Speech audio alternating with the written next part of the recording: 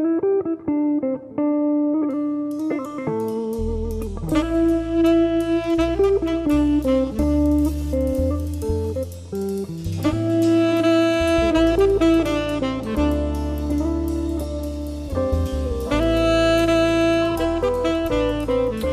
I'm David Muhammad, and welcome to another edition of The Digital Strategist. We had a few technical issues here at the studio. Hurricane Irene wasn't as nice to us as she was to some other areas, but we're back on, we're in full effect, and I'm very excited about my guest this evening. Stephen Chukumba is a guy I've been trying to get on the show for months. Busy guy, in and out of the country. I'm busy, and so we just kind of kept missing each other. But we were finally able to link up tonight, and I'm very excited about that.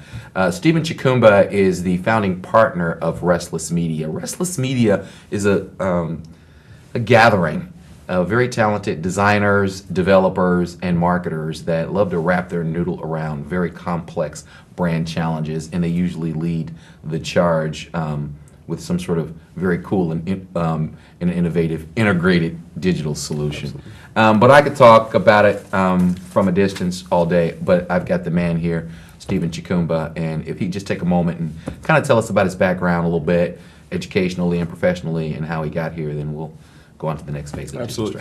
First, thank you for having me. No, thank you. This is definitely something exciting. We've been, as you said, missing each other for some time, but we're finally here, and I'm very excited to be here. Restless Media is, as you've indicated, kind of a hodgepodge of creatives, technologists, designers, developers, who essentially came together because we saw that in our own respective spheres, there was a lot missing in some of the strategies we saw implemented by brands, big and small, and we felt that we had a unique perspective that we could offer to the brands that we work with. Okay.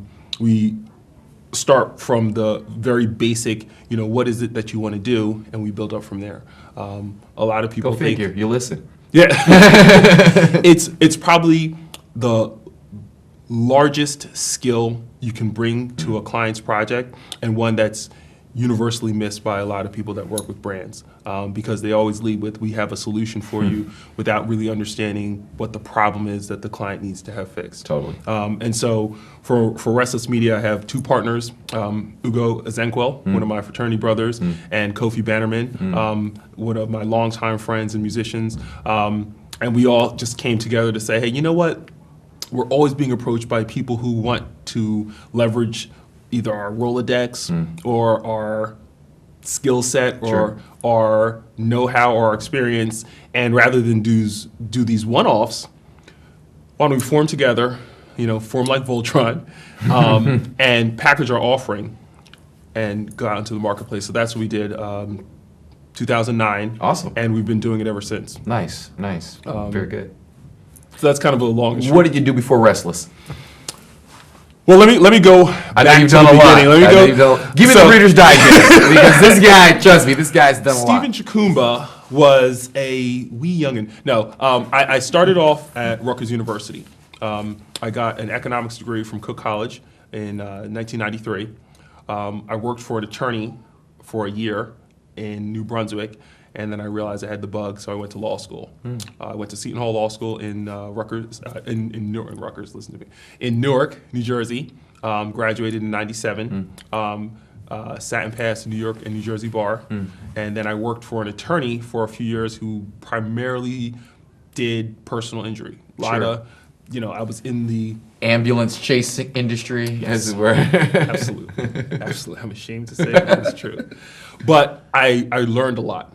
And a few years into that job, I was offered an opportunity to set up my own firm, which I did. My wife and I, we ran an intellectual and art law practice for 5 years. And I got another bug, which is the technology bug. Serial entrepreneurial. Serial entrepreneur, absolutely. And I'm guilty as charged. One of my first clients was a company called DigiWax. It was two individuals. CL. Yes, CL, exactly. I know DigiWax very well. Corey Llewellyn and Andrew Edgar walked into my office one day, and this was when CL was still at Cornerstone. Oh, Cornerstone. Exactly. The mixtape folks from the late 90s. Exactly. Green Lantern. Exactly. And I still have some of those mixtapes. And those guys are still doing it. Those guys are still doing it. Yeah. So they kind of CL created the industry. Exactly. I mean, they were literally the standard for promotions for labels. Totally were. And CL was one of the catalysts At Cornerstone. At Cornerstone. I didn't know he started at Cornerstone. He started at Cornerstone, and he was one of the catalysts for that whole mixtape concept. That movement. Exactly. And in his capacity at Cornerstone, he was touching all the DJs. Of course. And so DigiWax came out of that incubator at Cornerstone. He came into my office. He needed somebody to help him form the company. He had $500. He couldn't afford me, but I was just like, you know what? Is this prior to their Harlem days? Or? Yeah, CL was always in Harlem. Okay. He was always in Harlem. Okay. CL and Drew. He's a Harlem cat. Okay. Harlem cat. You know, Westchester. But Got that whole connection. Exactly. The whole Puffy, Mount Vernon, that whole Yonkers, that whole Yonkers, way. Jewels, like all those guys in Harlem. That was CL's base, and that It's a good base, especially in the late 90s, early 2000s. And if you're thinking about what's happening in Harlem now, you know, you've got Red Rooster, you've got, you know, the whole redistricting taking place up there. So yeah, there's a lot happening in Harlem now. There's always been a lot happening in Harlem. It's just that the spotlight wasn't really placed on Harlem. So, you know, 1998, these two young guys, you know, still in college, walk into my office and say, we have this idea for a company. It was super novel. It was so far ahead of their time. It was way ahead of the curve. And I was just like, I have to get in. So you were a part of at the inception. That's absolutely. And so revolutionized the way that labels promote. Absolutely. And DJs on a global basis. Absolutely. So essentially what DigiWax did was they took the onus away from the labels of having to press and send vinyl by creating this massive database the old of DJs. School white label. Exactly. The white label, which was a sort of 12-inch record, you know, with the white label, with the record on it. The old D&D Records model. Exactly. And we turned that on its head. And instead of sending out physical copies, we sent out digital copies. And WAV files. What we did was, in order for a DJ to get the file, they had to answer 10 questions. Multiple choice, just check, and one. So you're filtering them as you're opting them in. Oh, just smart. And the labels were getting these reports. So if we sent out, you know, we started off with about 7,000 DJs. We send out 7,000 emails. You could see who opened it, what they downloaded, and you can get those reports. And you knew who they were, where they were, what kind of formats, whether they were on air, radio, so open rate, bounce rate, and filtering. All of it. And this is 98? This is 98. Way ahead this is of your 98. time. And so, you know, I was with DigiWax from 1998 to 2006. And so in those 8 years, we grew from about, you know, when we started, we had maybe 3,000 or 4,000. When we launched the first version of the Digital Wax service, we had about 7,000. When I left, we had about 30,000 DJs. Yeah, that was 5 years ago. So I would imagine that number has grown ever since. And what started off as a very regional and U.S.-based thing has become a global phenomenon. Totally global. So, and we've touched, you know, virtually every artist in the game. Oh, you know, for sure. You know, Jay-Z, we were talking about earlier off air. No Jill Scott, you know, Joel Santana, Jim Jones, Puffy, Rihanna, Chris Brown, you name it. No, I know. So the user experience, were you a part of developing that user experience and the algorithm as well? Absolutely. So we used a company called Netcore. Kwame Ducour is his name. He was the actual brain trust that created the algorithm and the platform with a lot of direction from CL and Drew. Drew so he was the Zook. Exactly. Okay. He was the Zook. Okay. You know, CL and Drew were kind of like the evil twins of DigiWax because CL was kind of the face that everybody knew. Sure. And Drew was kind of the mad genius, the evil genius who understood the technology side of it and could direct our external developers to keep coming up with these iterations that made you know, the Digital Wax service bigger and better and stronger and faster. And then, so, you know, not to go too deep, but from DigiWax, I went to another company called Marksman Productions, which was, it's a really technologically forward production company started by Mark Hines, who was a Princeton graduate, computer science major, really super smart guy. I call him Yoda, because I literally think he can see the future and he really has a mastery of so many different things. Dude, there are those type of guys that are Yoda-like, I mean, for sure. Absolutely. And, you know, I've become a Jedi under him. I understand. I have a couple of Yodas myself, so I totally get it. And he was, you know, working with a developer in Australia, Jeff Ailing, who had come up with this technology that enabled you to essentially unlock iTunes, making your entire iTunes library accessible from any device that was capable of an internet connection. So in 2004, 2005, 2006, when we were really hardcore developing this technology, it was the Trio. Sure. Oh, wow. Handspring Trio. Oh my goodness. And that was That one of seems the like first. eons ago. It's so crazy. I ran into somebody the other day who had a Trio. You're like, and I was like, no. right? And he was rocking it, and I'm like, wow, that He was was rocking it He hard. was, and that it was so You're terrible. funny. I think so. The iPhone launched like 2006, 2007. Right. And I had just gotten like the 650, like the sleek one that got rid of the antenna, and it was just, I was like, yeah. I'm the man. And then the iPhone dropped, and we were internally building .tunes, rocking off of the Trio. Sure. Streaming the MP3s, Sure. going through the library, sharing files, and we were like, wouldn't that be great if we were ready for when the iPhone dropped? And so we shifted our focus away from the Trio to simulators that were available for the iPhone, and we just went in. And so once it dropped, we all went and got the iPhone. So it sounds like with .tunes, you were a little bit ahead of the curve, pursuant to what's going on in mobile as Absolutely, well. absolutely. So what do you attribute your affinity to being ahead of the curve a little bit? And has that been good for your career? Not so good for the career? Great for the career? I would say my affinity for technology and just for spotting trends came from my younger brother, to be honest. Okay. I have a younger brother, Anthony, who he's a banker now. He's a analyst. He's just a really smart guy. But back when we were teenagers, he was in our basement and he built a program that made this dude run across the screen.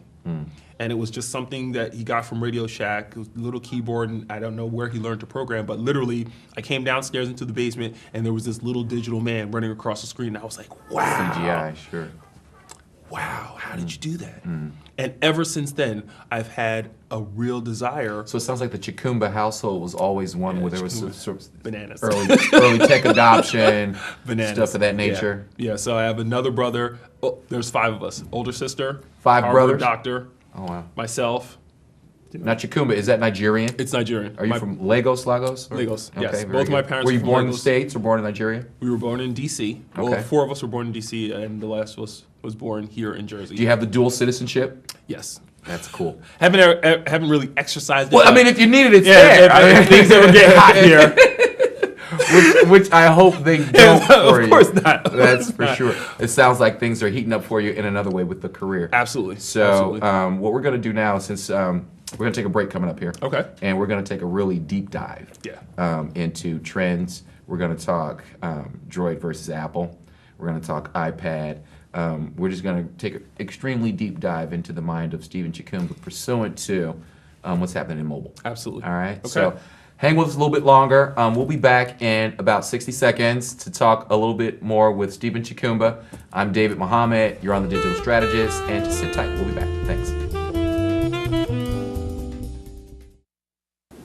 After 17 years working as a mason, Mike was laid off.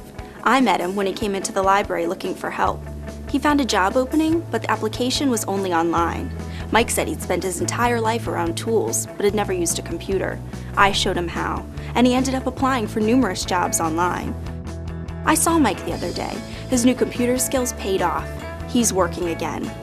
New Jersey libraries are transforming lives. Tell us your story. And welcome back to The Digital Strategist. I'm David Mohammed, known as The Digital Strategist in certain corners. And I'm sitting here with my main man, Stephen Chukumba, who has graced us with his presence here tonight and is going to take a deep dive with us into mobile. Stephen has been working as basically the U.S. rep for Kiwi Tech, an India-based mobile apps development firm over the last couple years. I guess is what you've been doing. So needless to say, you've gotten your speed up in the mobile space, just like you've done in the digital music promotions space throughout the years. So having said that, I want to tap into your brain a little bit, and I want to ask you about some of the basic fundamentals in developing a good app that actually resonates with the market. So just jump in anywhere there. Absolutely. One of the things that I always tell my clients is you have to make an app that's going to resonate with your audience because it provides utility. So rather than just make an Angry Birds because it's fun, which is, if you're a game maker and if you're a brand that's interested in providing entertainment, game-based entertainment, then an Angry Birds is for you. But if you're a retailer, if you're a restaurant, if you're a magazine, then your app should provide utility that your audience is going to expect from an app that's focused on selling products, focused on booking a reservation or a table or learning what is on the menu, focused on what your schedule of events is coming up, focused on your upcoming issues. So it's really based on the utility that you want to provide. So when I sit down with a client the first time and I ask them what it is they want to do, I literally want to know what is it that they want to do. And from there, based on my knowledge of apps and app development, et cetera, then we can start building upon that features list once I know what it is they want to do. Very good, very good. So it's a consultative approach built around the digital media consumption behaviors of their target. Absolutely. And so the idea is to, I guess, try to build an app that fits into the lifestyle of the target. Absolutely. So you talked about entertainment apps, the Angry Birds, the I Fart app, and all that kind of stuff. So do you think that stuff is more novel? Will that kind of stuff always be there, or as this space kind of continues to develop, will you see more of the utility-based stuff that you were talking about? I think, right now, the apps that are in the app stores universally are based on the first movers. People who saw the whole trend of mobile apps coming and understood that they wanted to get in first.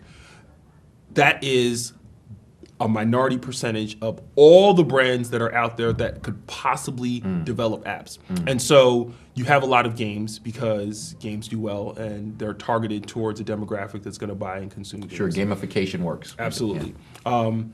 You've seen banking apps. Sure. Chase, TD Bank. My Chase app, I love it. Bank of America. I can deposit a check right from the iPhone. Exactly. So That's utility that you're talking about. Absolute. That's the kind of utility. But again, there are more banks than the apps that you've seen. So I think that the trend that's going to come is going to be those not early adopters, but those next group coming in and saying, oh, that works for them, let me do it. They don't have sort to. of middle market group. Exactly. They don't have to, experience any of the growing pains that those early adopters did in order to get in the game, but now there's a proof of concept that they can follow and a template they can use to do what they want to do next. And so that's what I think is going to happen next. Timeline-wise, I agree with you totally. I think you're right on point with your first movers, early tech adopters, and that middle group sort of learning from some of the mistakes of the early tech adopters. Timeline-wise, when do you, because I think you're spot on, when do you sort of see this critical mass of brands getting involved with mobile apps, timeline-wise? I think if you looked at any of these analyst projections, they're saying that by 2015, you're going to see this widespread adoption, which means that brands who intend to be a part of that will necessarily have apps in the App Store and available for download by that time. So I think within the next 3 years, you'll see a real growth in the number of apps available, and the breadth of apps available will really start to be populating a lot of these different app stores. And I think with Android offering an alternative to the Apple App Store, and it being an open source platform, you're going to find more brands taking advantage of no barrier to entry. You don't have to be vetted by Apple in order to get into the App Store. Sure. So you can kind of take your chances without running the gauntlet and without losing 30% of your revenues to Apple. So I think that those are some of the factors that are going to contribute to more brands making more apps and making more apps available, such that by 2015 they'll be ubiquitous. Sounds great to me. So you sort of at the end there, you sort of segged my next question. Talk about compare and contrast Apple, Android. Okay, so let me disclaimer. I love Apple. Okay. I'm an Apple guy too. So. My iPad, my iPhone, I have Macs all over my house. My wife, she's big Droid queen. Convert her. Do your best. You hear that, Jesse? Convert her. In terms of being serious, Apple is a seamless platform, which means that if you have anything Apple, it works with anything else Apple. No other operating system, no other device manufacturer can say that. Windows stuff, Google stuff, like all of that stuff is very piecemeal. So with Apple, you have the ability to have all of your apps, your iTunes work, your iPod works, everything kind of works together in a unified fashion. iOS kind of makes it all work. And with iCloud now, you can now send your music, your contacts, your mail, your photos, your videos. So Apple's got the cloud working now, huh? And it syncs with all your devices, which is for a person in media and digital media. It's George Jetson. It's what we've been waiting exactly. on. With Android, it's a open source platform, but you still have to develop specifically for your device. So it's not, you can't create it, especially when you're talking about apps. You can't create one Android app that's going to work universally across all devices. That's not going to happen. You still have to tweak them per device in order to get it to work. Now, which is laborious. It is laborious. You'll get 65% Could be of somewhat them. cost prohibitive too.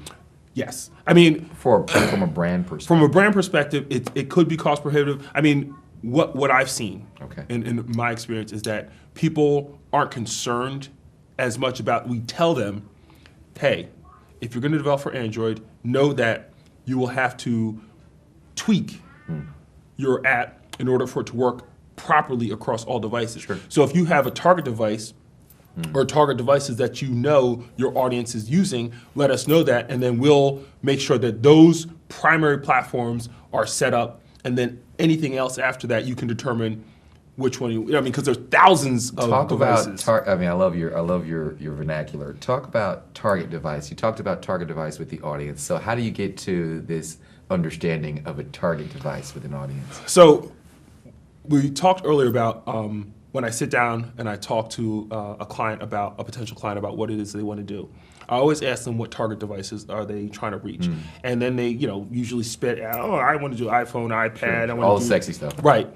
And then I ask them, how do you know what your audience is comprised of from a device perspective? Have you looked at where your mobile traffic is coming from? Like if you have a site, have you looked at what browsers are hitting your website? So your analytics. Because that will tell you, there's so many coming from Safari, there's so many coming from. And so with that information, you can say, okay, well, instead of going after Apple, which is the sexy, we should really start from BlackBerry because most of our traffic is coming from BlackBerry browsers.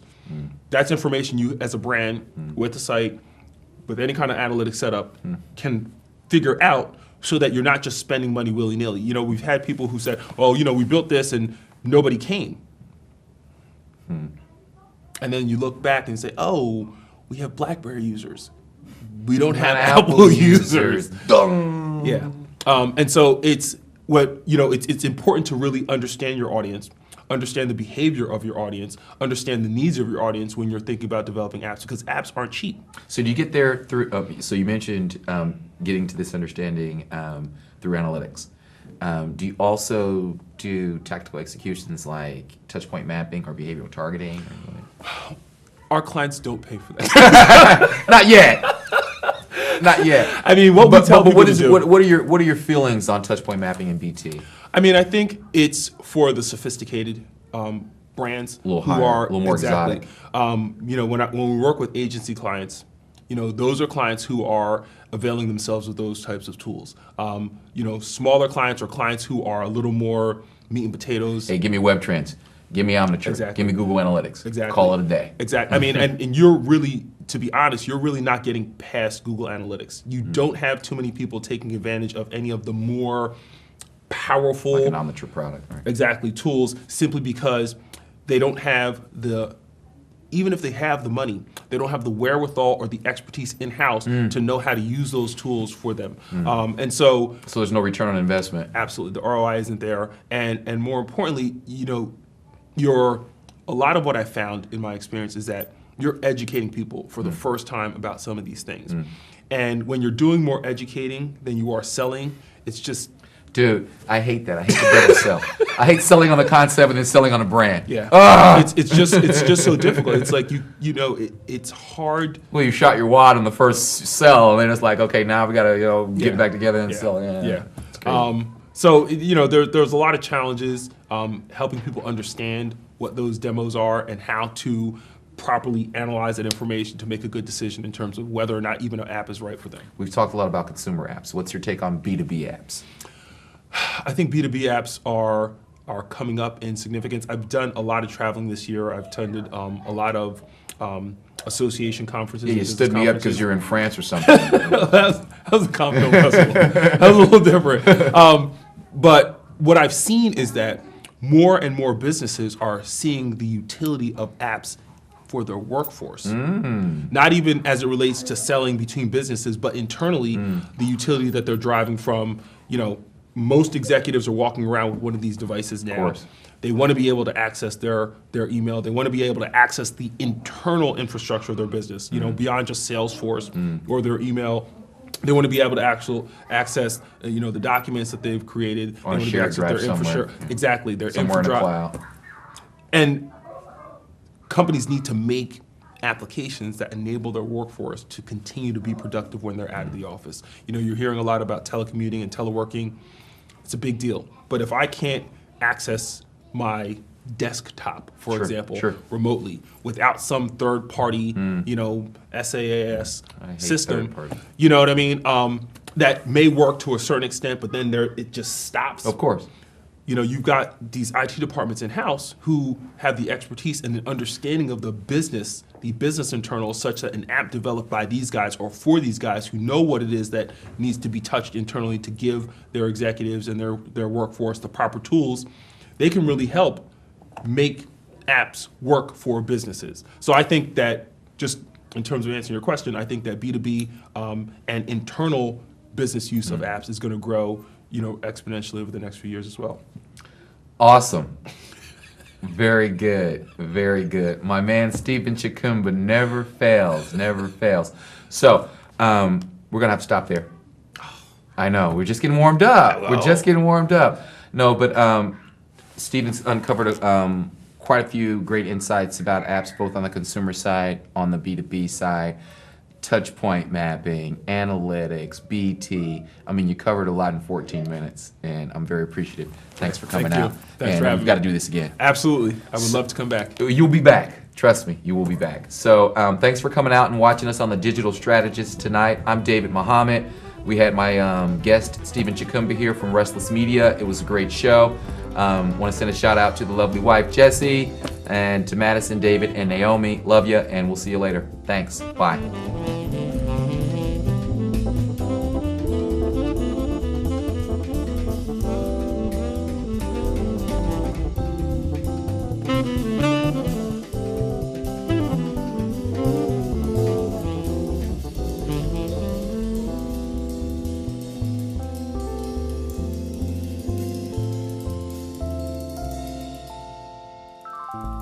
Thank you.